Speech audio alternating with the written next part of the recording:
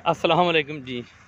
की हाल है दोस्तों, ठीक हो? अच्छा सर जी, तुहानू दिखावन दा अज मकसद ये राय तो निकलते रहते हैं, थ्रैशर चलदियां रहंदियां सी ते लेकिन इस किस्म की अज तुसां थ्रैशर या राया निकलता ना वेखा उसी।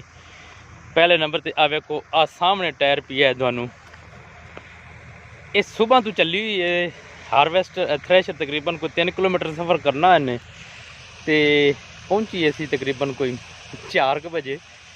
पहले नंबर ते देखो इस जगह टायर इंदा डिग पिया, अक गए जिमीदार क्योंकि 4 बारी अगे उन्हें पंचर लवाया, इतने टायर ही डिग पिया।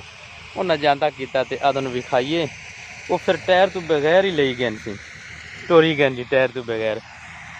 बाकी तो हम निकल रही हैं सी सरसों तो अपना थ्रैशर चल भी रही हैं, लेकिन इस किस्म की नहीं चली सी।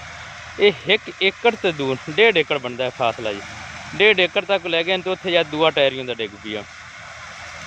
ये सुबह तो हाई चलते 3 किलोमीटर सफ़र इन्हें किया सारा टोटल।